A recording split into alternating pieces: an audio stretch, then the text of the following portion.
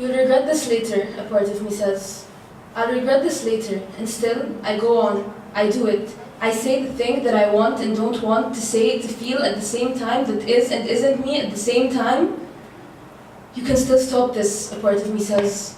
And I don't want to deny responsibility. Or maybe I do. But I've already jumped on a train that's building momentum towards a murky destination, and I want to pull the emergency lever, but I don't want to do it at the same time.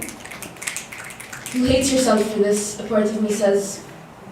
And I do hate myself so intensely, so profoundly, and all myself resent me for it. I wish I were whole. I wish I didn't have a million caged animals battling it out inside of me because they're angry and don't know who to blame at the same time. You promised you would stop doing this, a part of me says. Promises made as I tried to understand whose explanations are as much of a mosaic clusterfuck as the things themselves, because as temptingly simple as the Enlightenment idea of emotion versus reason is, the world and myself are not Huntington's clash of civilizations. I do not operate in basic binary code, in black and white paradoxes, in this or that. I wish I could pick one thing, but I can't even pick two. I am a sea of infinite, contradictory, yet and complementary atoms, all swimming with and against each other at the same time.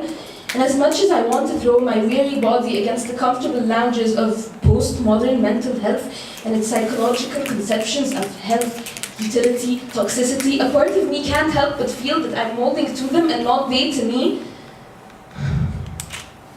And this is what my therapist doesn't get when he asks me to quantify and evaluate the different parts of me. Which thought am I leaning more towards, he asks. Is it maybe 60% and 40%? I try to explain that they're all in each 100%, and the closest he gets is to see them as vertical blocks stacked up on top of each other. But though I may be stiff these days, I am not Trump Tower, but something much more fluid and vulnerable. Okay, well, that doesn't matter maybe, because all truth is relative, so I can just choose the thought that's useful to me and believe it. He doesn't seem to understand how much I wish I could believe him, how much I wish something would resonate so I wouldn't have to keep searing myself to the dark side of ambivalence every single time. But believing means choosing, compartmentalizing, bringing the infinitely different parts of me into agreement, making them all say the same thing at the same time.